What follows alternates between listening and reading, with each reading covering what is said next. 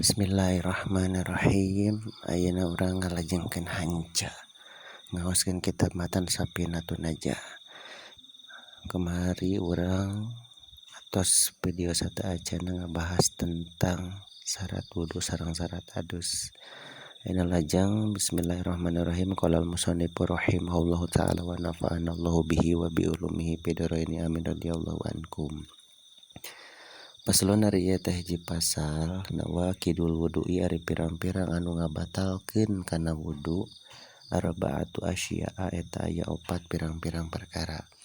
Al awalu ari anu ti heula al khariju nyaeta aya anu kaluar min ahadis sabilaini tina salah sahiji jalan dua.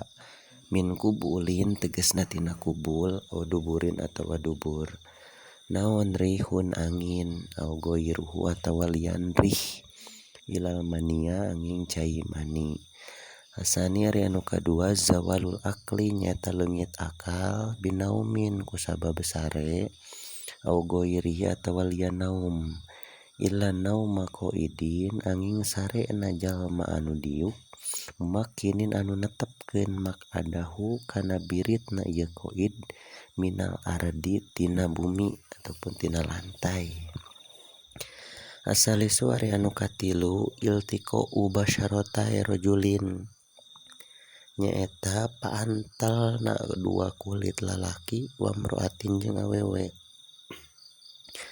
Kabiroini anu pada gede duanana ajnabi ini tur anu pada sejen duanana min goiri hailin anu tetep tanpa hahalang. Arabiu ari anu kaopat masuk kubulil adami nyaeta nyabak kubul bangsa Adam au halqati duburihi atawa nyabak bubuleudna dubur adami ribatni rohati ku dampal panangan au butunil asobi atawa ku pirang-pirang beuteung pirang-pirang ramo.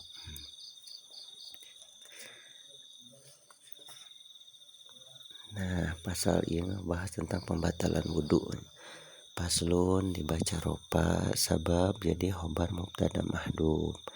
Nawaqidu ropa jadi mubtada ciri ropana doma sabab jamak taksir.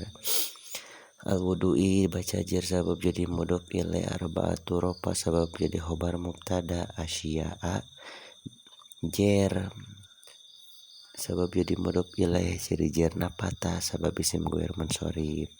Al awalu jadi mubtada ropa al khariju jadi khobarna min ahadis sabilaini min huruf jar ahadi dijarkeun ku min sabilaini gejer jadi mudhof ilaih ciri jerna ya sabab isim tasniyah. Min kubulin min huruf jar kubulin dijarkeun ku min au duburin awan huruf atap duburinna diatapkeun kana kubulin. Rihun nah rihun teh jadi badal syekh minasyekh tina lapad al khariju. Jadi al khariju ropa sabab jadi khobar tina lapad al awalu maka arihu ge badalna kudu diropakeun bacana rihun. Au goiruhu awan huruf atop goiruna diatopkeun kana rihun ropa. Huna jadi mudhof ilaih mabni mahal jer sabab isim dhamir. Ilal mania ilana huruf istisna al maniana musanna dinasobkeun. Asani ari anu kadua nah asanina ropa sabab jadi mubtada. Zawalu jadi khobar ropa al akli jadi mudhof ilaih jer binaumin ban huruf jer naumin dijerkeun ku ba au goirihi awan huruf atop goirina diatopkeun kana naumin. Ila nauma qaidin ilana huruf istisna naumana musanna nasob nauma qaidina jadi mudhof ilaih dijerkeun mumakinin dijerkeun sabab jadi sifat tina lapad qaidin mak adahuna nasob sabab jadi maf'ul. Nah, jadi maf'ul atau jadi ma'mul. Nauma qaidin mumakkinin mak'adahu minal ardi minna huruf jar al ardina dijarkeun kumin asali suropa sabab jadi mubtada iltiqau ropa sabab jadi khobarna basyarotai asal nama basyarotaini jadi mudhof ilaih jer ciri jerna ya sabab isim tasniyah kusabab diidopatkeun kana lafaz rajulin nuna dipikeun jadi iltiqau basyarotai rajulin asal basyarotaini dibuang nuna rajulin jadi mudhof ilaih jer wa mar'atin wa huruf ataf imra'atin diatopkeun kana rajulin kabiro ini bacana jer sabab dia disifat tina rajulin wa mar'atin jer ciri jerna ya sabab isim tasniyah ajnabiyah ini sifat nu kadua jer eta ge sami ciri jerna ya sabab isim tasniyah min goiri hailin min huruf jar goiri dijarkeun ku min hailin jadi mudhof ilaih jer. Nah pasal ieu urang ngabahas tentang pembatalan wudu. Dina kitab Sabkinah nawaqidul wudu'i arba'atu asya'a anu ngabatalkeun kana wudu teh aya 4. Mana anu 4 teh al awalu al khariju min ahadits sabailaini anu kahiji aya anu kaluar tina jalan 2. Nu dimaksud jalan 2 teh min kubulin aw duburin tina kubul jeung dubur aya anu kaluar tina kubul aya anu kaluar tina dubur eta batal wudu rihun angin kaluar tina kubul tina dubur batal au goiruhu atawa lian rihun lian angin batal seperti lamun kahampangan lamun kabeuratan tah eta batal. Jadi nu kahiji nu ngabatalkeun kana wudu aya nu kaluar tina kubul atanapi dubur. Asalnya nu kaduana zawalul akli leungit akal, hilang akal, ti sadar. Binaumin seperti kusabab sare, sare teh pan leungit akal batal. Au goiriha atawa lian naum lian sare naon wae asalkan leungit akal batal wudu. Seperti kajununin seperti edan gelo kan eta leungit akal batal wudu. Ila nauma qaidin mumakkinin makadahu kecuali sare teu ngabatalkeun kana wudu teh lamun sarena ieu mah diuk bari biritna teh rapet kana tempat diukna nah eta mah teu batal minal ardi tina tempat diuk tina lantai. Asal isu terus anu katilu anu ngabatalkeun kana wudu teh iltiqau basyaratai rajulin wa mar'atin paantel kulit lalaki jeung awewe. Nah, paantel kulit lalaki jeung awewe ngabatalkeun kana wudu. Bari wudu saduanana lalakina batal, awewena oge batal.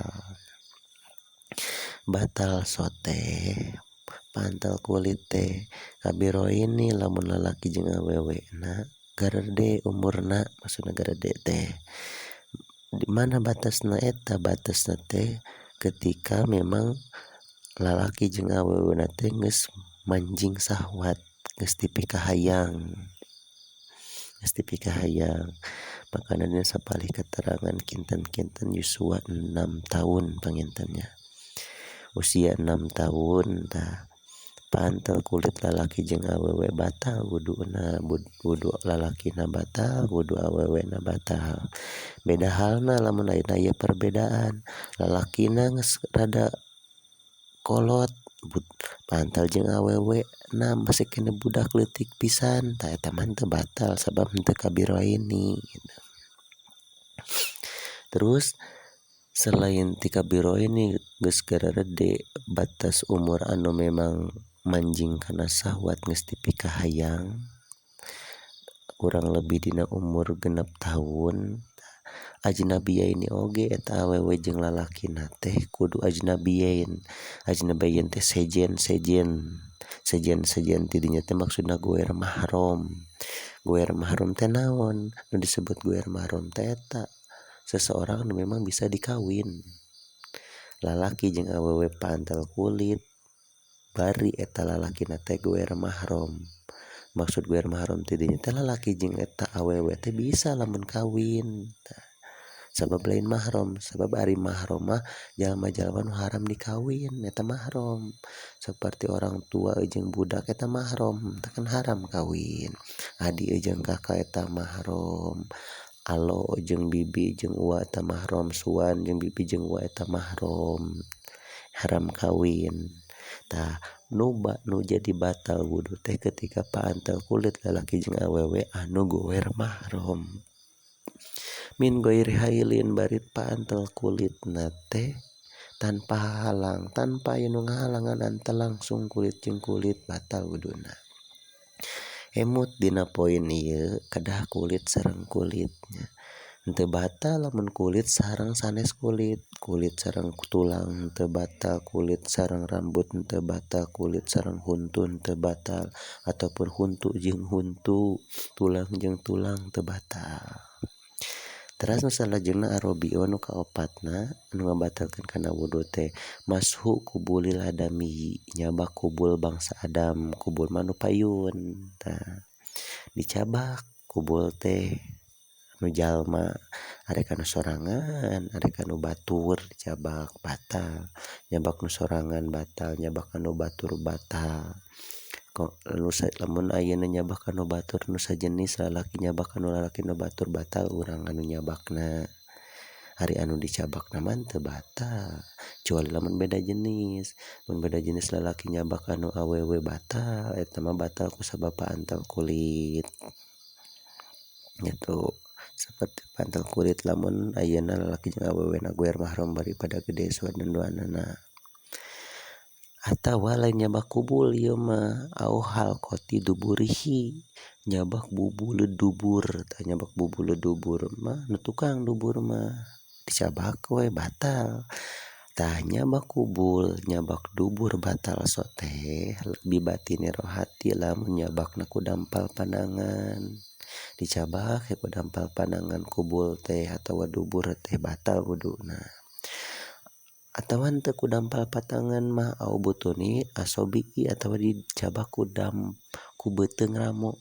Beuteung ramo teh eta ramo urang pandangan aya 5, tah aya beuteungna ramo teh aya tongongna aya beuteungna.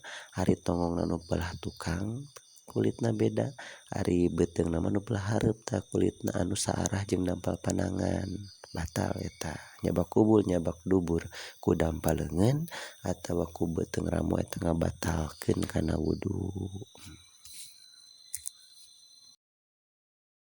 Bismillahirrahmanirrahim. Paslun ari ieu eta hiji pasal. Man ari saha jalma ing takodo eta narima batal naon wuduhu wuduna ieu man haruma maka haram alaihi ka eta man naon arbaatu asya'a 4 pirang-pirang perkara. As-sholatu kahiji salat wa tawafu jeung tawaf wa masul mushafi jeung nyabak mushaf wa hamluhu jeung mawa mushaf wa yahrumu jeung haram alal junubi ka anu junub naon sittatu asya'a genep pirang-pirang perkara. As-sholatu kahiji haram salat wa tawafu jeung haram tawaf wa masul mushafi jeung haram nyabak mushaf wa hamluhu jeung haram mawa mushaf wa lubsu jeung haram cicing fil masjid di masjid wa qiraatul qur'ani jeung haram maca Al-Qur'an wa yahrumu jeung haram bil haidi ku sabab haid naon asyaratu asya'a 10 pirang-pirang perkara. As-sholatu kahiji haram salat wa tawafu jeung haram tawaf wa masul mushafi jeung haram nyabak mushaf wa hamluhu jeung haram mawa mushaf wa lubsu jeung haram cicing fil masjid di masjid wa qiraatul qur'ani jeung haram maca Al-Qur'an wa saumu jeung haram puasa wa tolaku jeung haram ditolak wal maruru jeung haram ngaliwat fil masjidi ka jero masjid in khofat lamun sieun ieu mar'ah atawa lamun sieun ieu haid awewe nu haid talwisahu kana ngotoran eta masjid wal istimta'u jeung haram dialap suka bima anu tetep di antara barang bima kalawan barang baina surrati anu tetep di antara bujal wal rukbati jeung tuur. Nah ti dieu paslun ropa jadi khobar man isim syarat ing takodo fiil madi mabni wudu'uhu wudu'u eta jadi fa'il lapad ing takodo hu nama jadi mudhof ilaih mabni mahal jer isim domir haruma fiil madi jadi jawab syarat tina man ing takodo fiil syarat haruma jadi jawab syarat haruma mabni sabab fiil madi alaihi jar majrur arba'atu jadi fa'il tina lapad haruma ropa asya'a jadi mudhof ilaih jer ciri jerna patah sabab isim ghair munsharif as-sholatu jadi badal tina arba'atu diropakeun wa tawafu wauna huruf atap tawafuna diatapkeun kana lapad as-sholatu wa masul musafi mas wauna huruf atap masu diatapkeun kana lapad as-sholatu al mushafi jadi mudhof ilaih dijerkeun wa hamluhu waw diatapkeun hamluna diatopkeun kana as-sholatu ropa wa yahrumu wauna huruf atap yahrumu fiil mudhari ropa sabab kosong tina amilna wasib jeung amil jawazim ciri ropana doma sabab teu kaasupan alif tasniah jeung waw jama muannas jeung ya muannasa muhotoba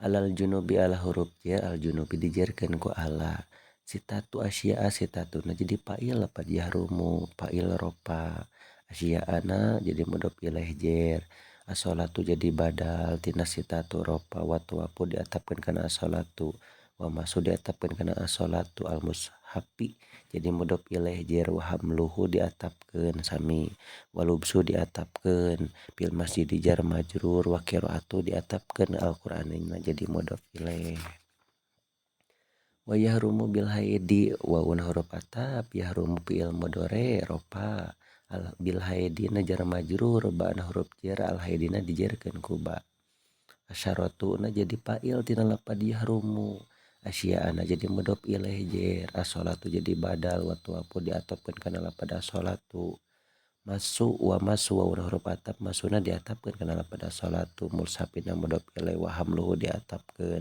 walubsu diatapkeun fil masjidina jar majrur wa qiraatu diatapkeun al-qur'anina jadi mudhof ilaih wasaumu diatapkeun ropa wa tolaku diatapkeun ropa wal mururu diatapkeun ropa fil masjidi fil masjidina jar majrur fi huruf jar al masjidi dijarkeun ku fi in hopat nah yana huruf syarat hopat fiil madi hopa make tak tanis sabab fa'ilna isim domir mustatir lapad hiya anu luju kana mar'ah anu head in hopat lamun sieun ieu mar'ah tah sabab fa'ilna mar'ah awewe muannas maka fiilna kudu make tak tanis talwisa jadi maf'ul bih dinasabkeun talwisahu wal istimta'u diatopkeun kana sholatu ropa bima jar majrur ba huruf jar mana isim mausul dijarkeun mabni baina jadi dzarf as-surati jadi mudhof ilaih dijarkeun wa rukbati diatapkeun kana lapad as-surati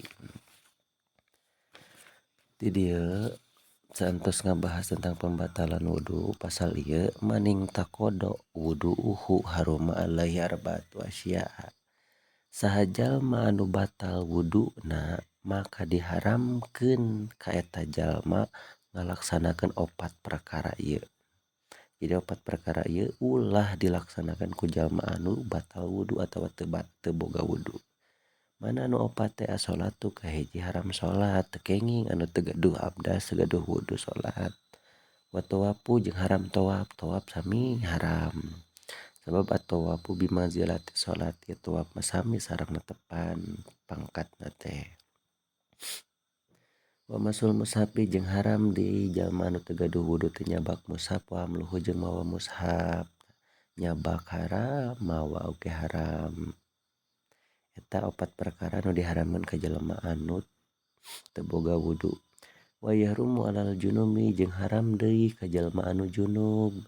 Jalma anu junub teh eta jalma anu memang tos bergaul atawa jalma anu kaluar cai mani eta junub. Sitatu asya haram ngalaksanakeun genep perkara. Mana anu genep teh? As-sholatu ke haram salat, jalma junub teu kenging salat. Wa tawafu jeung haram tawaf, wa masul mushafi haram nyabak mushaf, wa hamluhu jeung mawa mushaf.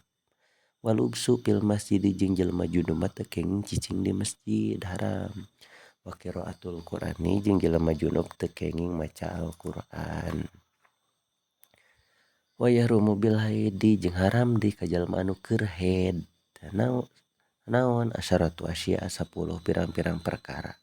Jadi 10 perkara ieu haram pikeun jalma anu keur haid.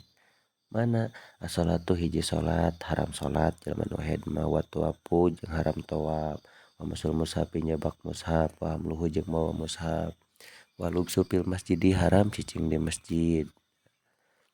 Wa qiraatul qur'ani jeung haram maca Al-Qur'an, wa saumu haram puasa, wa talaku jeung haram ditalak tah. Awewe anu keur haid haram ditalak walaupun talakna jadi dosa kusabab haram nalak keur haid tapi talakna jadi. Kunaon jadi dosa? Sabab eta bakal nyebabkeun lila idahna. Ini ngitung idahna engkin bentan deui waktuna ketika ayeuna istri dijatuhi talak keur haid. Wal mururu jeung haram di ngaliwat istri nu keur haid teh ngaliwat ka mana fil masjid ka jero masjid teu kenging ngaliwat oge. Cicing teu kenging ngaliwat oge teu kenging. Ngan ari ngaliwat mah haram sotain hopatal wisahu lamun memang si awewe teh paur ngotoran masjid, paur ngeclak getihna tah eta haram ngaliwat masjid. Tapi lamun ayeuna aya elah sejen mah seperti henteu aya deui jalan kecuali kudu ngaliwat masjid bari moal ngotoran eta masjid eta mah teu nanaon ngaliwat hungkul mah asal ulah cicing, asal ulah eureun ngaliwat.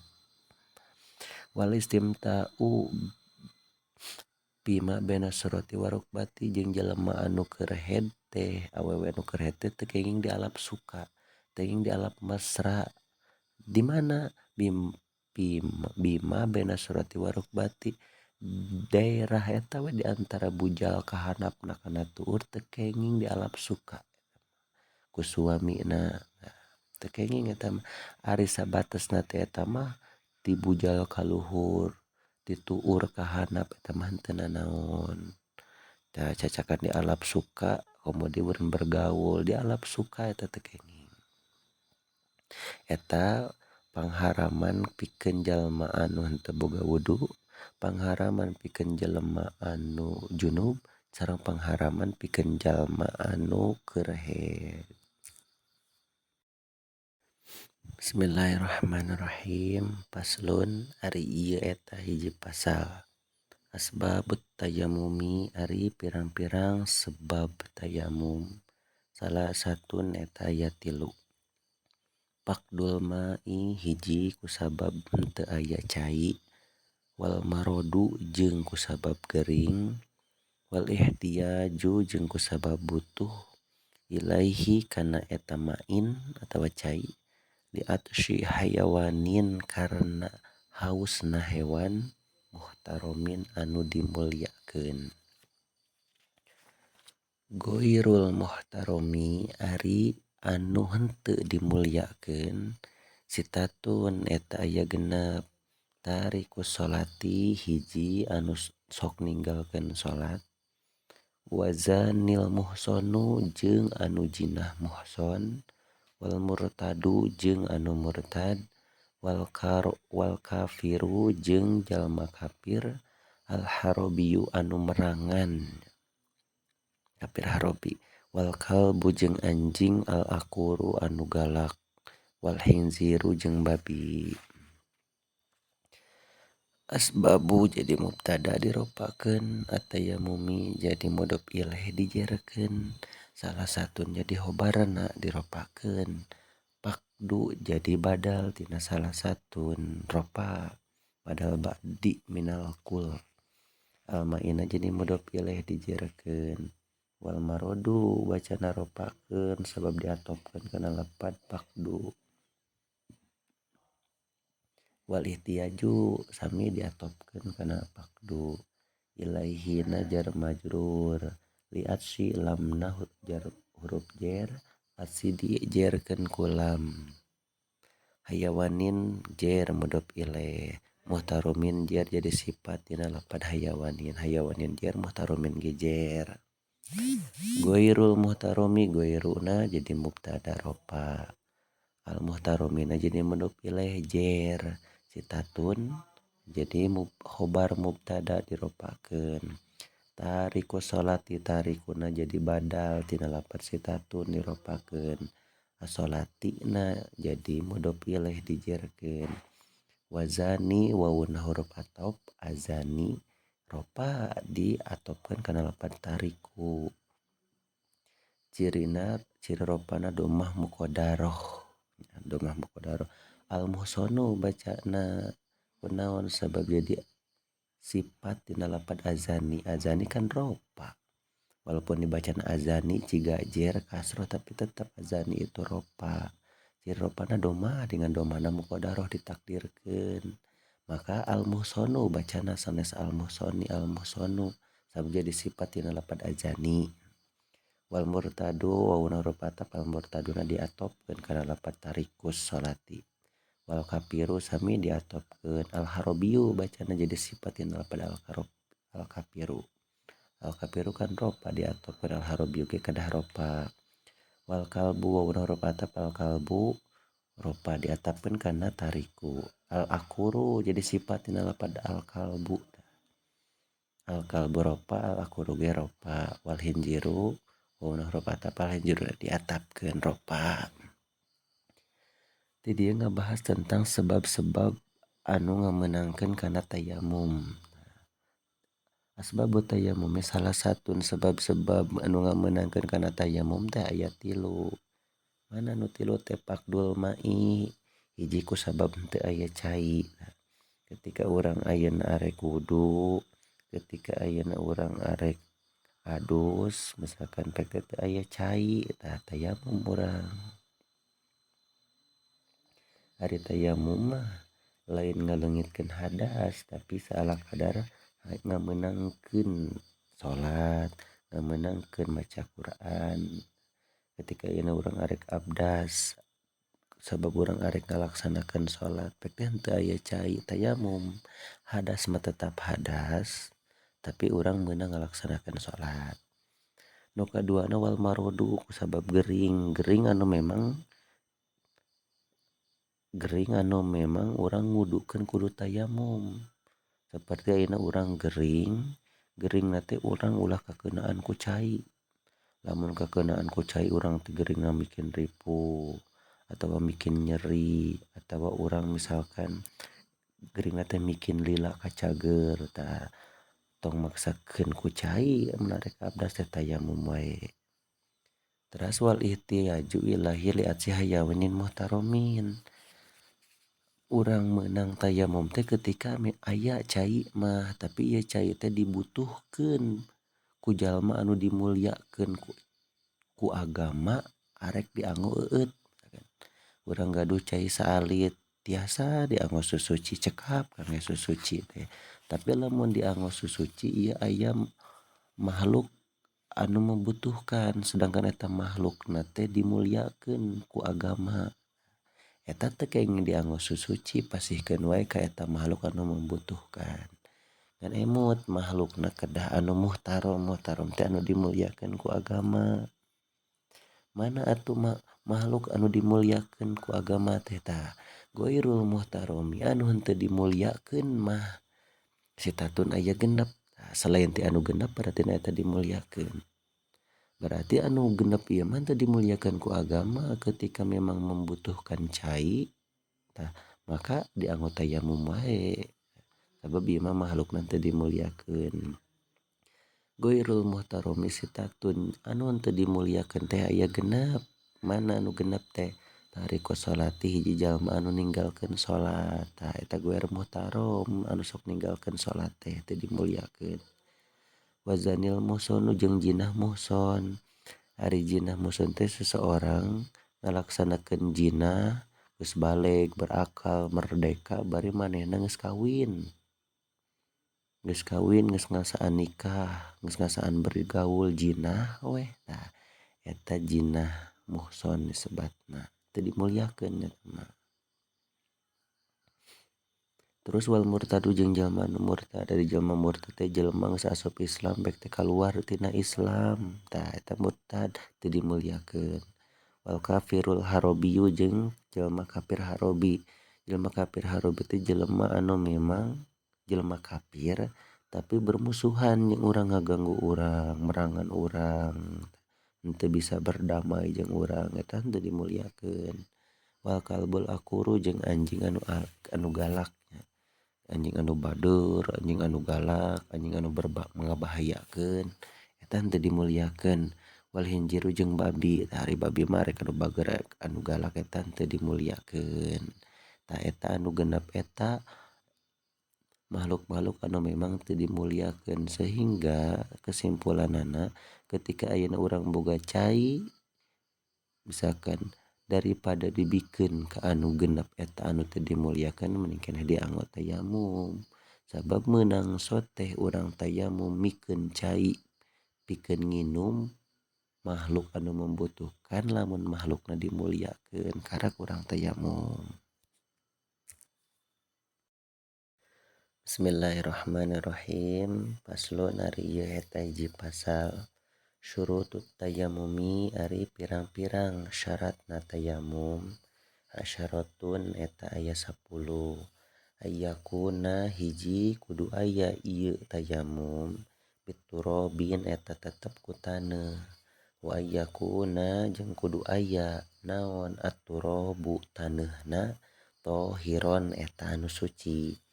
Wa alla yakuna jeung ulah aya ieu turob musta'malan eta anu tos dianggo. Wa alla yukhalito jeung ulah campur hu kana eta turob naon dakikun tipung wa nahwuhu jeung anu saperti daki. Wa yaksida jeung kudu ngamaksud jalma hu kana turob.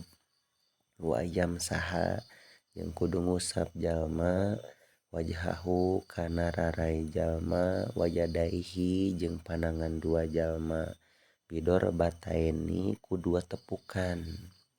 Wa yuzila jeung kudu ngaleungitkeun jalma an-najasata kana najis awalan dina mimiti. Wa yajtahida jeung kudu ijtihad jalma fil kiblati dina arah kiblat qoblahu dina samemeh tayamum. Wa yakuna jeung kudu aya naon at-tayammumu tayamum ba'da dukhulil waqti eta tetep sabada asup waktu. Wa ayatayammama jeung kudu tayamum jalma likulli fardin pikeun saban-saban perkara fardu.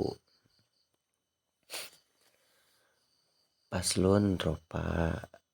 Jadi khobar mubtada mahdhuf takdirna haza faslun.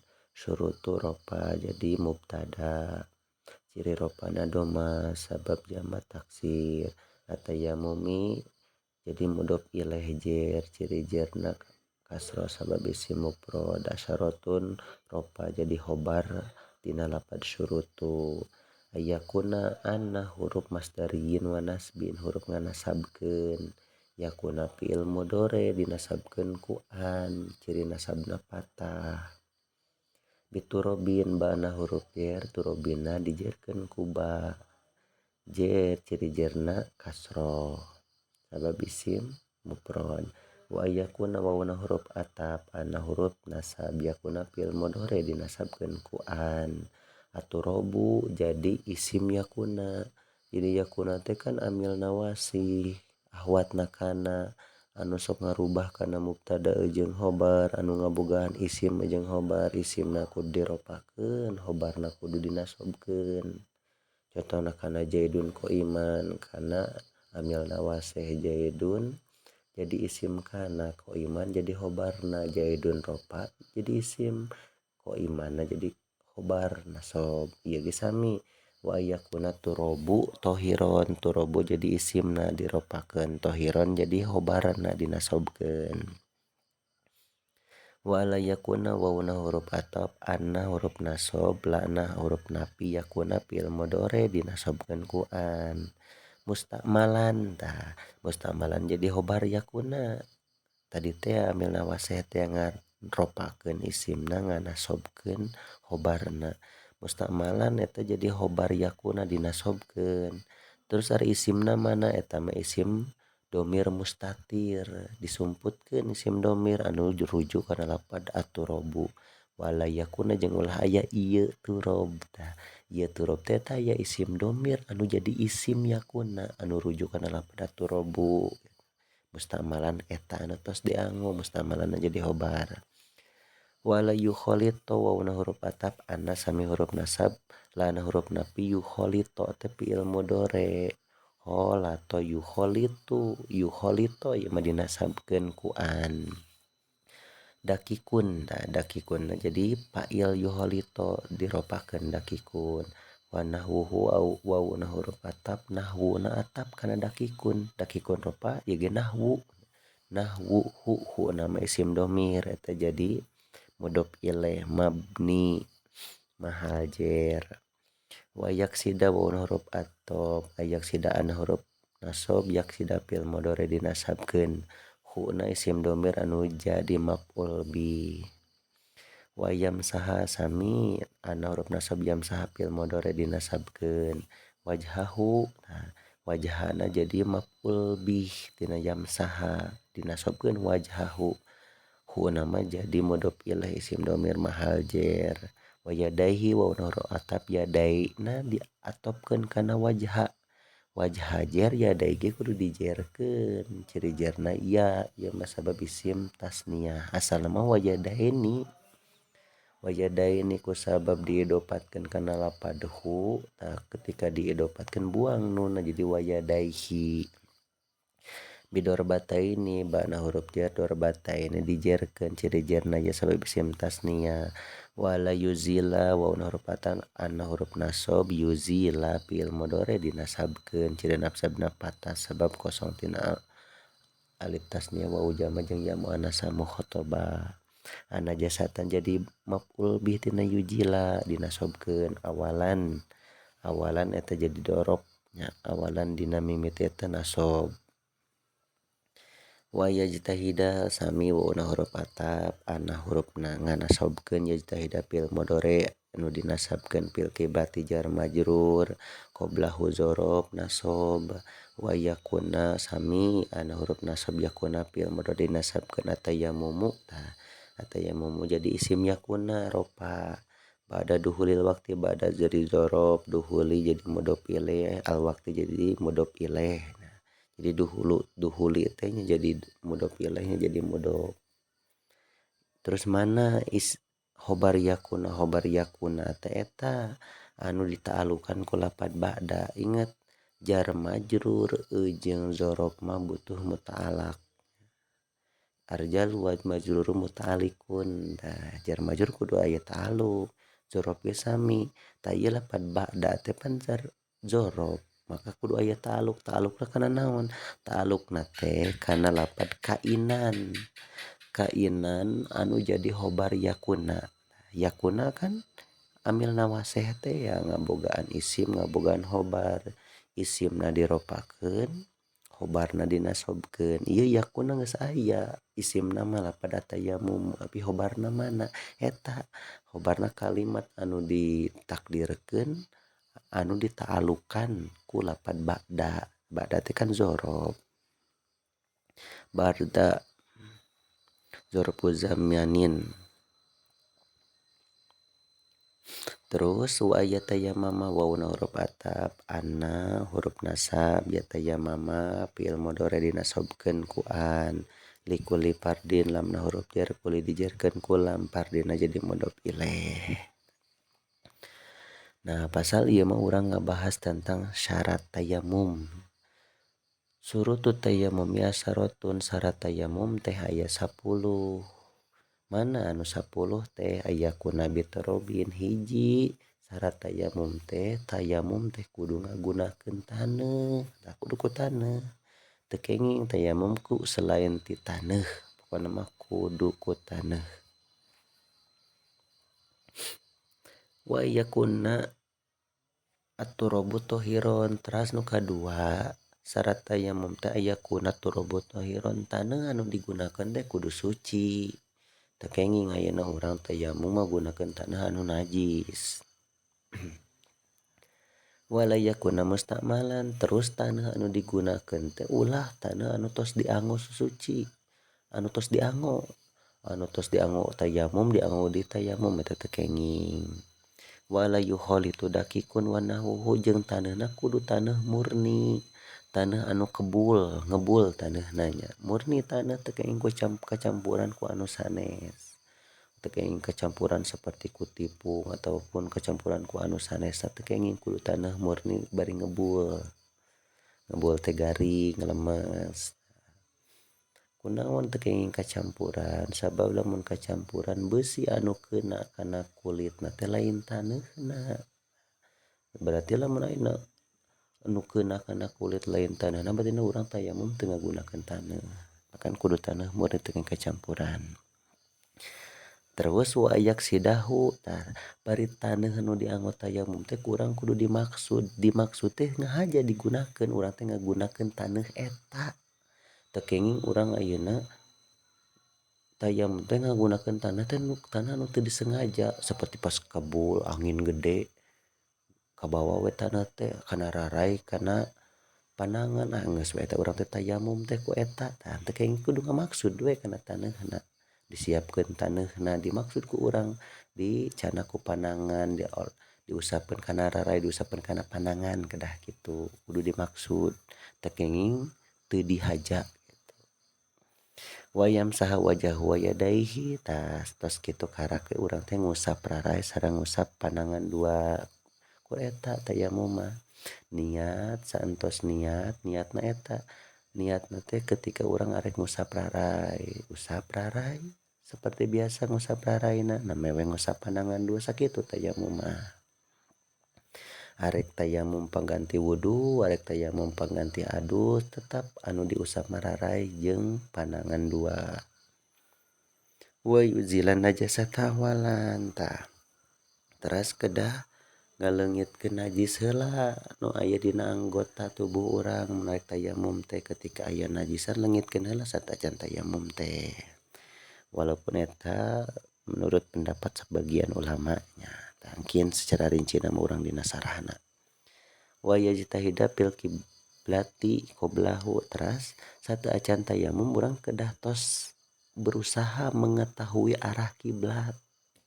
Jadi ketika orang arek tayamum arek netepan ya misalkan urang bade netepan teu tiasa wudu berbagai penyebab teh anu ngamenangkeun tayamum. Arek tayamum teh urang kedah tos mengetahui ya arah kiblat teh ka mana tuh. Wa yakuna tayamumu bada duhulil waktu, teras tayamumna dilaksanakeunna saentos asup waktu. Saentos asup waktu salat. Seperti misalkan orang arek salat zuhur teu tiasa wudu karena aya faktor anu menyebabkan orang teu bisa wudu. Arek tayamum tah pelaksanaan tayamum jeung salat dohor eta kudu geus asup waktu zuhur gitu. Terus aya tayamum malikuli fardin, urang kudu tayamum setiap perkara fardu. Jadi tayamum mah hanya kekuatanna hanya pikeun hiji fardu. Salat zuhur tayamum pikeun salat zuhur hungkul. Ke arek salat asar kudu tayamum deui, arek salat maghrib kudu tayamum deui gitu. Beda jeung wudu. Ari wudu mah asalkan can batal bisa wae ayeuna salat zuhur wudu can batal dipake salat asar, can batal dipake salat maghrib, teu nanaon wudu mah. Tapi ari tayamum mah kudu tayamum terus. Setiap urang aya ngalaksanakeun fardu sabab kakuatanna kur hanya hiji fardu. Nah sakitu panginten. Bismillahirrahmanirrahim. Paslun ari ieu eta hiji pasal Purudut tayamumi ari pirang-pirang parduna tayamum khamsatun eta aya 5. Al awwalu ari anu ti heula naqlu turabi nyaeta mindahkeun taneuh. Asani ari anu kadua aniyatu nyaeta niat. Asalisu ari anu katilu mashul wajhi nyaeta ngusap rarai. Rabiu ari anu kaopat mashul yadaini nyaeta ngusap panangan 2 ilal mirfaqaini tepi ka siku 2. Al khamisu ari anu kalima atartibu nyaeta tartib bainal mashataini di antara 2 usapan. Cara macana paslun diropakeun, purudu diropakeun sabab jadi mubtada tayamumina dijerkeun jadi mudhof ilaih. Khamsatun diropakeun jadi khobar mubtada. Al awalu jadi mubtada diropakeun, naqlu diropakeun jadi khobarna atau robi dijerkeun jadi mudhof ilaih. Asani ropa jadi mubtada, aniyatu jadi khobar ropa. Asalisu diropakeun jadi mubtada, mashu diropakeun jadi khobar. Al wajhina jadi mudhof ilaih jer. Arabiu ropa jadi mubtada, mashu ropa jadi khobar. Al yadainina jadi mudhof ilaih jer, ciri jerna ya sabab isim tasniyah. Ilal mirfaqaini ila huruf jer, mirfaqaini dijerkeun ku ila, ciri jerna ya sabab isim tasniyah. Al khamisu ropa jadi mubtada, tartibu ropa jadi khobar, baina zorob nasob. Al mashataini jadi mudhof ilaih jer. Pasal 5 ngebahas tentang fardu tayamum. Furudu tayamumi khamsatun, farduna tayamum teh aya 5. Mana anu 5 teh al awalu naqlu turab, nu kahiji mindahkeun taneuh. Tah, mindahkeun taneuh teh maksudna kumaha? Dipindahkeun taneuh teh nu asalna misalkan taneuh teh tina wadah ayeuna ditepukeun ku panangan, dicana ku panangan dipindahkeun, diusapkeun kana rarai, diusapkeun kana panangan. Kedah kitu kedah dipindahkeun. Teu kenging ayeuna taneuhna teh kusorangan saperti ku ngebul teh ya. Kabawa ku kebul, kabawa ku angin, kana raraina teh kana pananganna teh kedah dipindahkeun ku urang. Asania niatu nu kadua farduna tayamum teh niat, eta niatna teh saentos ayeuna urang nyanak taneuh kana panangan, panangan urang diantelkeun kana taneuh teu kedah-kedah seueur, teu kudu ayeuna seueur, antelkeun kana taneuh anu aya dina wadah teh ya, diangkat bade ngusap kana rarai, niat heula urang teh. Nawaitu tayamum listibahati sholati, niat abdi tayamum hoyong dimenangkeun salat sapertos kitu. Nama we ngusap rarai. Asalisu nu katiluna masul wajhi ngusap rarai, usapkeun rarai sadayana. Arabiu masul yadaini anu kaopatna nyaeta ngusap panangan 2 ilal mirfaqaini tapi ka siku. Jadi sami sapertos wudu anu kedah diwasuh teh wudu teh kan panangan tepi ka siku. Di ujung jari tepi ka siku kaluhurna tayamum ge sami usap sadayana. Di handapna ujung jari ditarik ka luhur, tepi ka siku dibalikeun deui ya. Al khamisu anu kalimana fardu tayamum teh atartibu nyaeta tartib bainal mashataini di antara usapan 2. Kedah tartib, kedah rarai heula na meweh panangan, teu kenging ayeuna ngaheulakeun heula panangan karak we rarai. Bismillahirrahmanirrahim. Paslun ari ieu eta hiji pasal mubtilatut tayamumi ari pirang-pirang anu ngabatalkeun kana tayamum. Salah satun eta aya 3. Maka hiji barang abtola anu ngabatalkeun ieu mah al wudu'a kana wudu, waridatu jeung murtad, wa tawahumul ma'i jeung nyangka kana ayana cai. In tayammama lamun tayamum jalma lipakdihi kusabab teu aya cai. Paslun cara macana ropa. Mubtilatu ropa jadi mubtada, ciri ropana doma sabab jama muannas salim.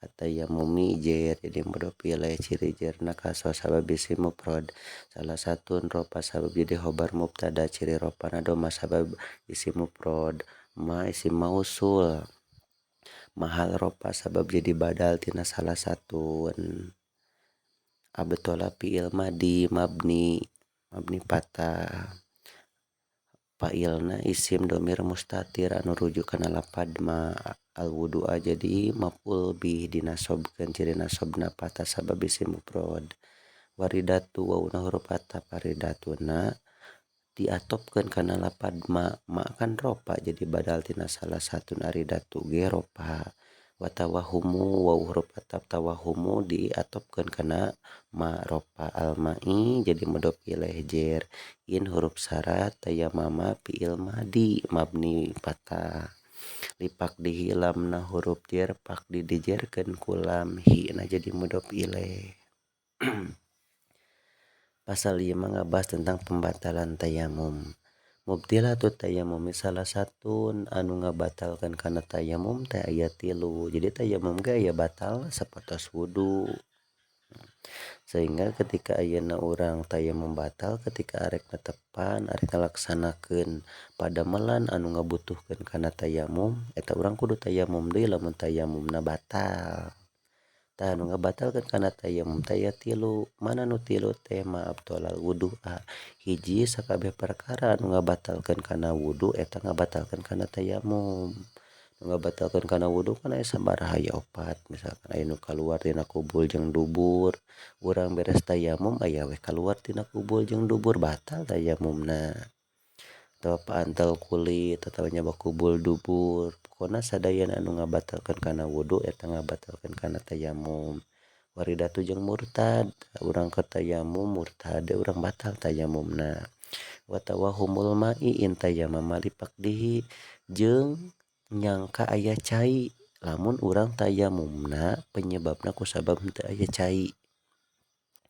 Urang arek netepan zuhur tayamum we urang teh kunaon tayamum sabab teu aya cai pisan ieu mah teu aya cai tah teu nanaon tayamum sabab urang teu aya cai pek teh beres tayamum teh nyangka we aya cai di hiji tempat oh di ditu mah bangun aya cai geuning tah batal tayamum teh kusabab nyangka aya cai sabab penyebab tayamumna kusabab teu aya cai. Enten deui masalahna lamun tayamumna lain kusabab teu aya cai saperti kusabab gering tah eta mah jeung sanajan aya cai ge teu nanaon teu batal da penyebab tayamumna lain kusabab henteu aya cai tapi kusabab gering gitu. Bismillahirrahmanirrahim. Paslun ari ieu eta hiji pasal alladzi yathuru ari anu jadi suci ieu ladzi minan najasati tina pirang-pirang najis salasun eta aya 3 al khamru kahiji arak iza takhallalat tatkala jadi cuka ieu khamru binafsiha ku sorangan ieu khamri wajildul maitati jeung kulit bangke iza dubigo tatkala disamak ieu jildul maitah wama jeung barang soro anu jadi ieu mah hayawanan eta hewan. Paslun bacana ropa jadi khobar mubtada mahdhuf allazi si mausulnya jadi mubtada mahal ropa mabni yathuru fi'il mudhari ropa sabab kosong tina amil nawasib jeung amil jawazim fa'ilna isim dhamir mustatir anu rujuk kana lafaz lazi. Jadi silah minan najasati mina huruf jer najasatina dijerkeun ku min ciri jerna kasro sabab jama muannas salim. Salasun ropa jadi khobar mubtada al khamru ropa jadi badal tina lafaz salasun iza dzarfu zamanin takhallalat teh fi'il madi mabni ngan kaentepan ta tani sabab fa'ilna isim muannasnya fa'ilna muannas lafaz al khamru jadi fa'ilna teh isim domir mustatir anu rujuk kana lapad al homru iza tahawala tatkala jadi cuka ieu homru. Tah homru kan kalimat muannas maka tahawala teh kedah nganggo ta tanis ciri kamuannasan. Binafsiha bana huruf jer nafsi dijierkeun ku ba hana jadi mudhof ilaih mabni mahal jer. Wajildu wauna huruf atap jildu diatapkeun kana lapad al homru ropa. Al mayyitati jadi mudhof ilaih dijierkeun. Iza dubigo ida zorob dubigo fi'il madi ngan mabni majhul. Mabni majhul teh duma awaluhu wa qusira ma qabla akhirihi. Di fi'il madi lamun mabni majhul teh didomahkeun mimitina kasrokeun huruf anu meme akhir. Nasoro eta mah mabni maklum. Lamun dimajhulkeun mah nusiro duma awaluhu didomahkeun mimitina nu siro kasrokeun wa qusira ma qabla akhiri kasrokeun huruf anu meme akhir sodna sabab huruf nu meme akhir pan nu siro. Da bago dubigo gitu. Ida dubigo tatkala disamak ieu jildu ta dubigo teh kudu boga naibul fa'il. Naibul fa'il na isim dhamir mustatir anu rujuk kana lapad jildu. Wama wauna huruf atap mana isim mausul ropa diatopkeun kana lapad al homru. Soro ta soro teh fi'il madi. Soro teh kalebat kana amil nawasih nya.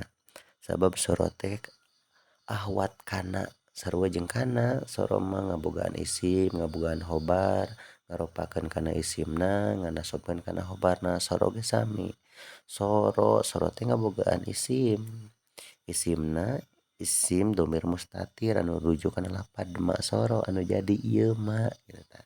Hayawanan eta hewan hayawanan teh jadi khobar lapad soro dinasabkeun. Pasal ieu mah ngabahas tentang najis anu bisa jadi suci.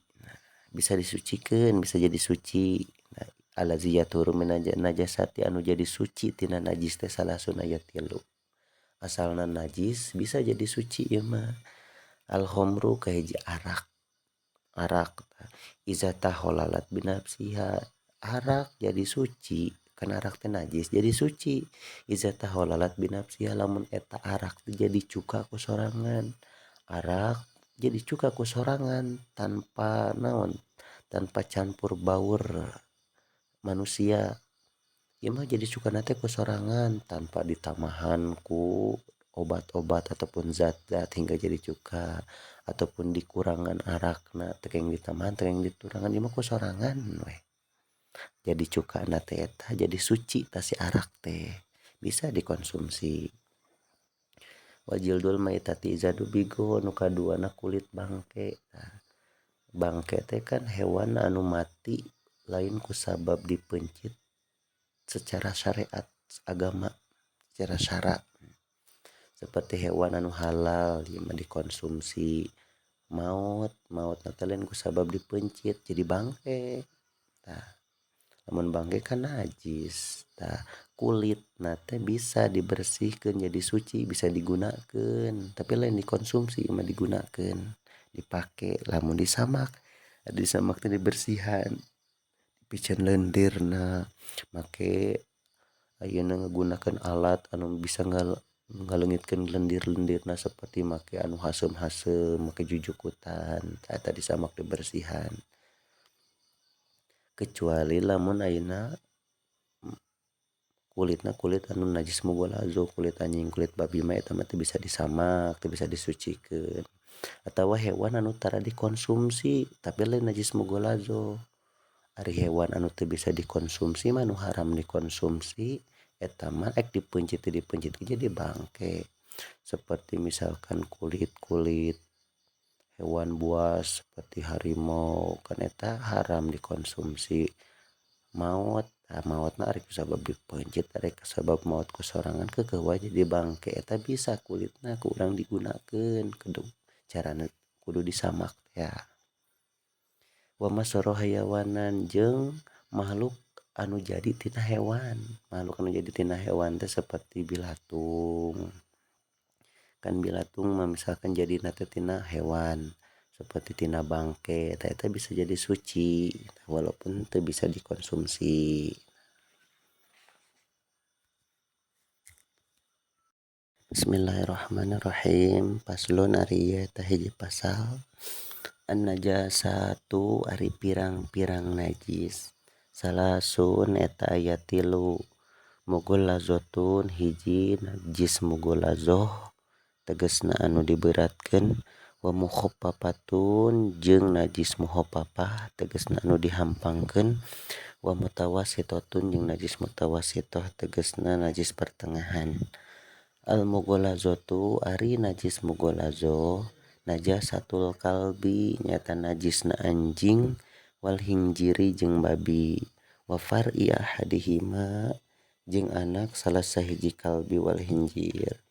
Wal mukhaffafatu jeung ari najis mukhaffafah baulu sobi nyaeta cikiihna budak lalaki alladzi lam yat'am anu can berang dahar ieu sobi atawa ieu lazi goero labani kana lian cai susu walam yablug jeung can nepi ieu sobi al hawalaini kana umur 2 tahun.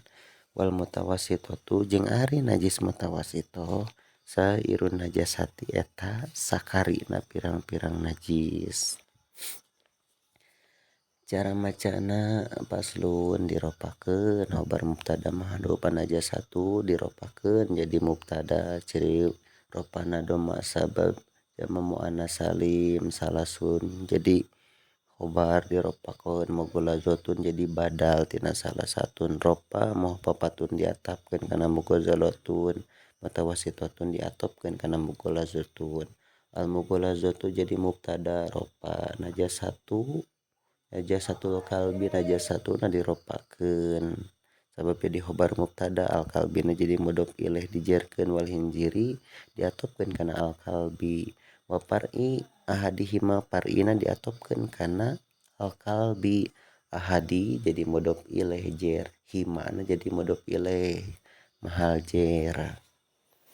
Wal muhaffafatu wauna huruf atap al muhaffafatuna diropakeun sabab jadi mubtada baulu diropakeun sabab jadi khobar asobi dijerkeun sabab jadi mudhof ilaih alazi teh si mausul jadi sifat tina asobi. Lam huruf amil jawazim ngajajemkeun yat ampil mudhore dijajemkeun ku lam ciri jajemna sukun. Goero labani goerona jadi istisna nya adat istisna goerona dinasobkeun sabab jadi maf'ul bi labanina jadi mudhof ilaih. Walam yablug wauna huruf atap lamna amil jawazim ngajajemkeun yablug fi'il mudhore dijajemkeun ku lam ciri jajemna sukun. Al hawalainina jadi maf'ul bih jer ciri jerna nasob ciri nasobna ya sabab isim tasniyah. Wal mutawassithatu wauna huruf atap al mutawassithatu jadi mubtada diropakeun sairu ropakeun jadi khobar an najasati jadi maf'ul bih dijerkeun. Nah ieu mah pasal ieu mah ngabahas tentang najis. An najasatu salasun najis teh aya 3 mughalazatun kahiji aya disebut najis mughalazoh najis anu berat wa mukhaffafatun nu kadua najis mukhaffafah hampang wa mutawassithatun jeung najis mutawassithah pertengahan.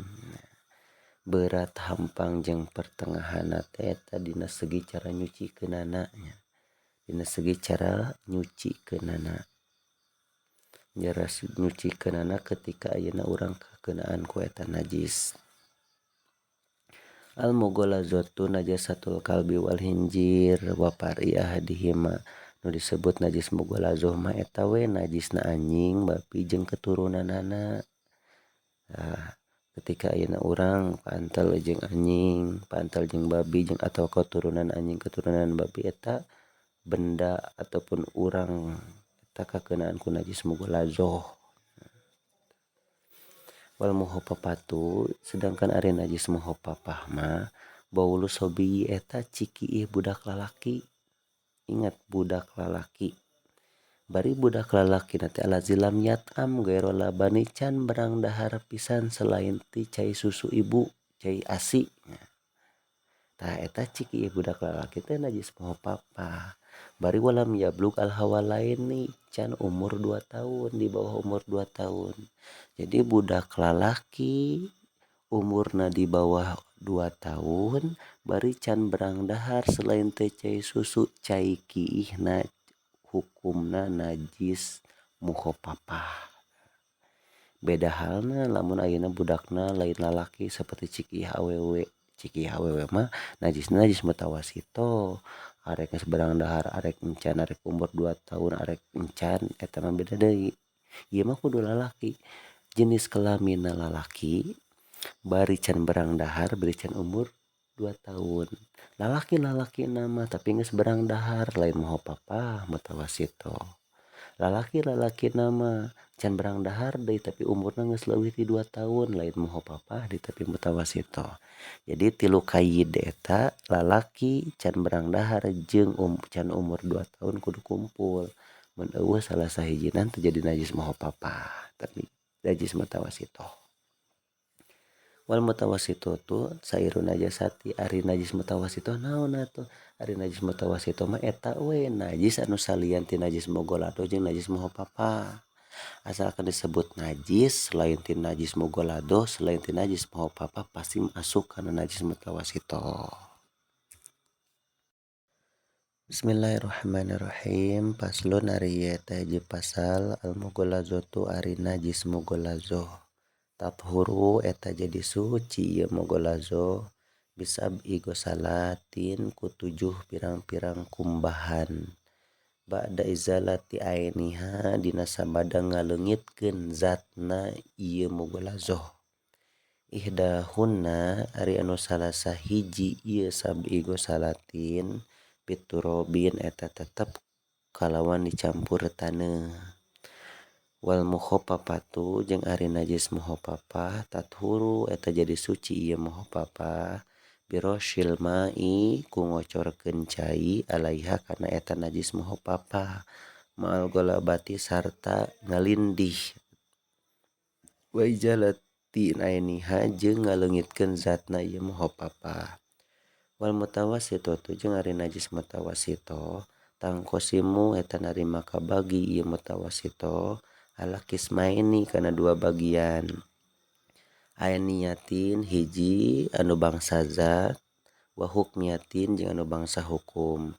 Al ainiyatu ari najis mutawasito ainiyah alatilaha eta nyaeta anu tetep kana ieu lati launun ari rupa warihun jeung ambe watokmun jeung rasa. Pala buddha maka henteu meunang henteu eta tetep min izalati launiha tina ngaleungitkeun rupana ieu ainiyah warihiha jeung ambeuna ieu ainiyah watomiha jeung rasana ieu ainiyah.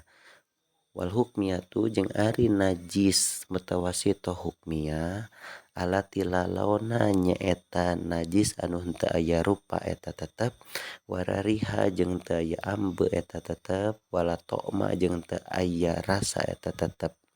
Yakfi nyukupkeun ka kaanjeun naon jariyul mai ngocorkeun cai alaiha kana eta najis hukmiyah.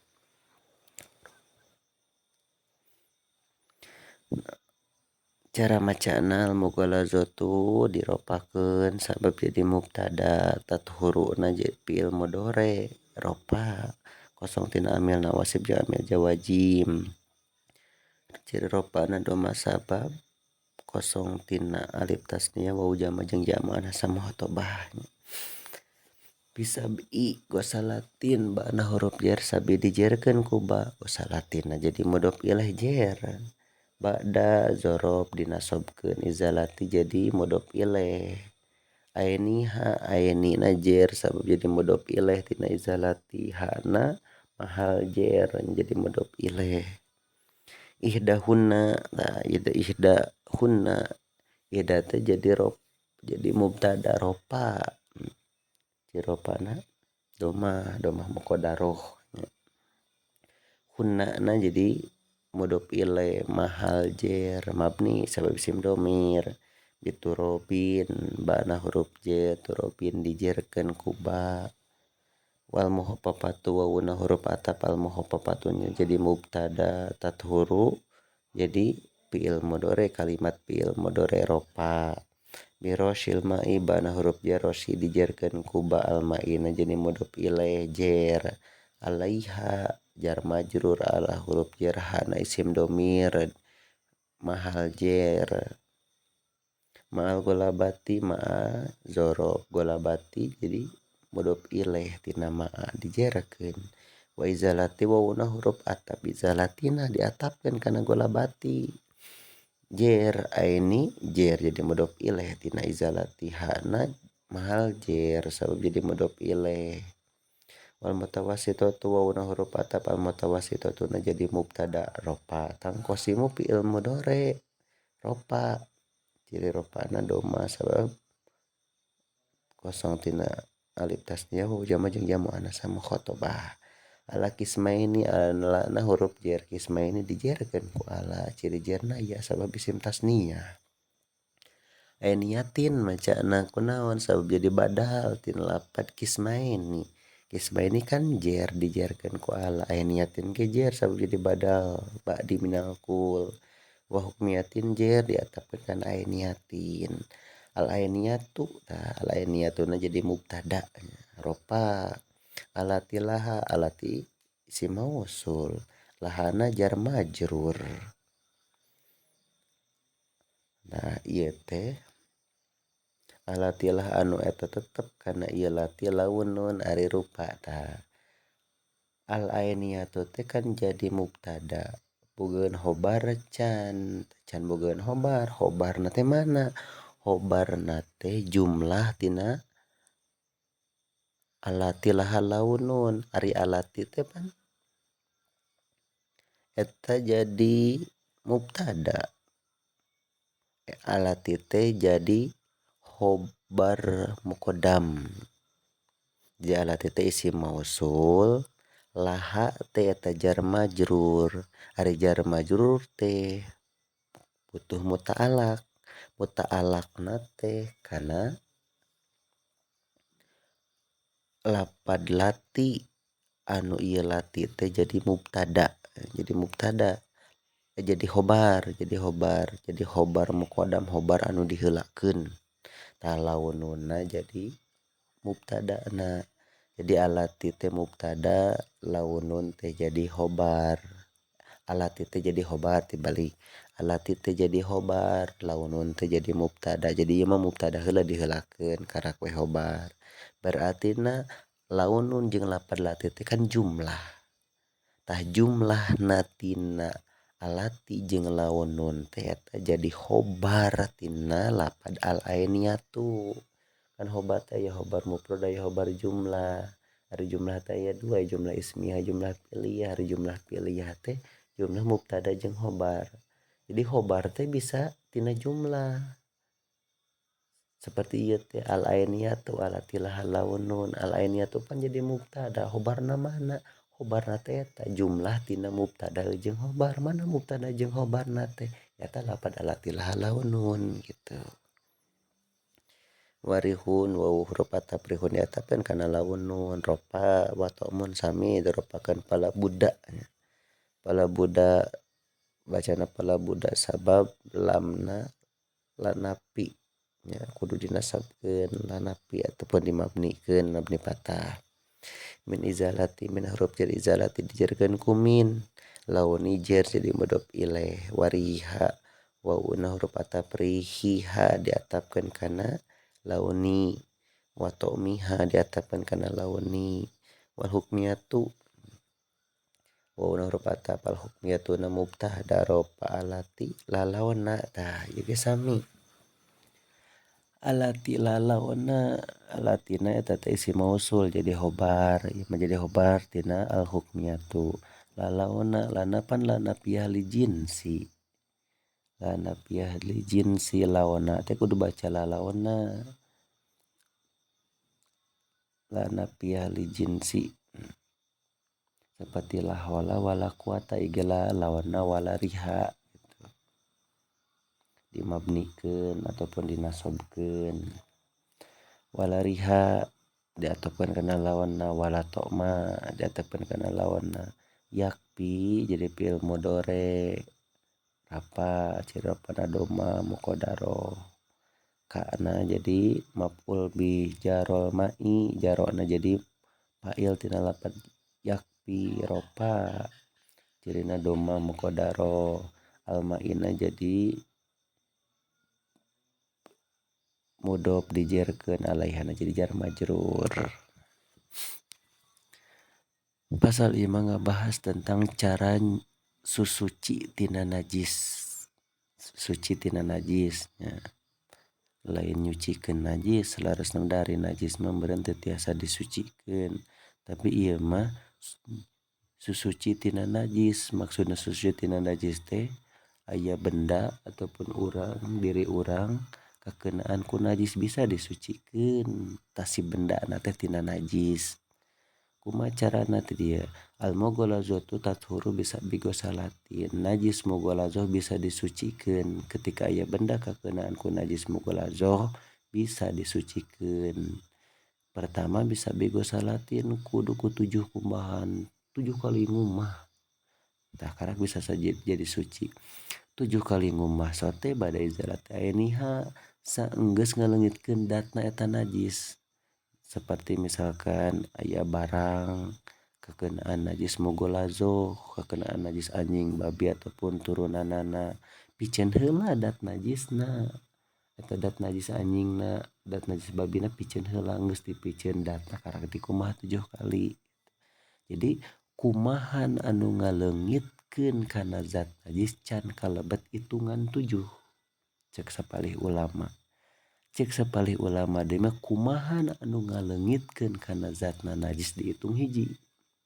Misalkan aya piring kakeunaan najis mughalazah terus we di banyuran pikeun ngaleungitkeun eta datna najis tina piring teh di banyuran tepi ka 5 kali banyuran karak we eueuh. Tah cek sapalih ulama mah anu 5 kali banyuran eta can dihitung pisan.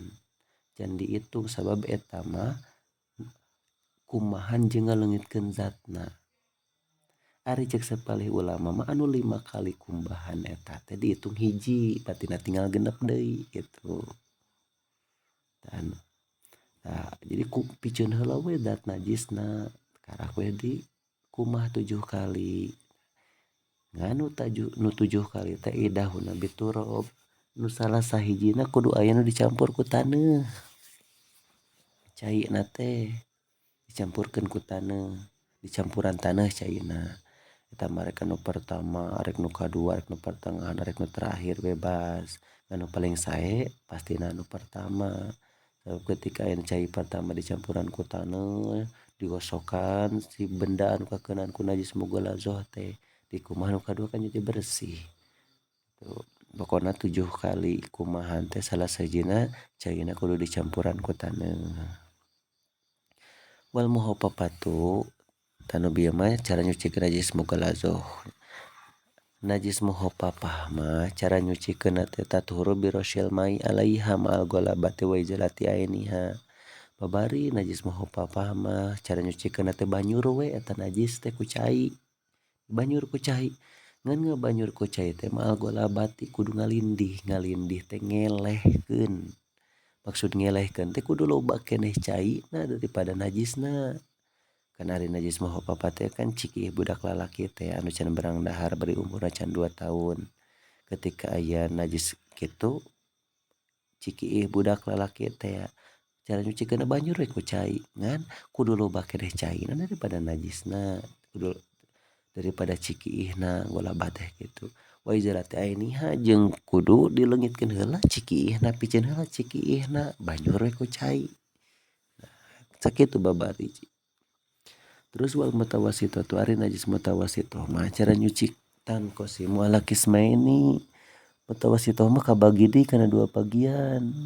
Mana aya niatin wa hukum niatin aya najis ainiyah teh najis nu basa aen teh nu aya zatan katingali datna aya rupaan aya rasaan aya ambean ainiyah teh wa hukmiyah teh aya najis hukmiyah ari najis hukmiyah mah secara hukum hungkul teu katingali datna mah teu katingali ambeuna teu katingali rupana teu katingali rasana tapi ieu teh najis secara hukum. Tah ti dieu al ainiyah tu alatillah launun wa rihun wa ta'mun disebut najis ainiyah mah eta we najis anu aya rupaan anu aya ambeun anu aya rasaan aya datna. Maka cara nyucikeunna teh pala budda min izalati launiha wa riha wa ta'miha. Cara nyucikeunna teh kumaha eta we piceun datna, piceun rasana, piceun ambeuna jeung piceun rupana eta. Cara nyucikeunana najis ainiyah mah piceun sadayana hilangkeun karak we suci. Wal hukmiyah tu ari najis hukmiyah mah alati la lawana warariha wala ta'ma. Najis anu memang teu aya rupaan, teu aya ambean, teu aya rasaan, tapi eta teh najis. Seperti misalkan aya benda kekeunaan misalkan ku najis poho urang teh. Da yakin ieu teh si benda teh aya najisan tapi diilikan teu aya rupaan, diambean teu kaambe, diasaan teu karasa tapi ieu teh najis. Jadi rasana jeung ambeuna da geus euweuh tea. Tapi tetap najis eta disebutna najis hukmiyah. Kumaha cara najis hukmiyah nyucikeunana yakfika jarol maya laiha cukup we di banjur ku cai jadi suci eta mah.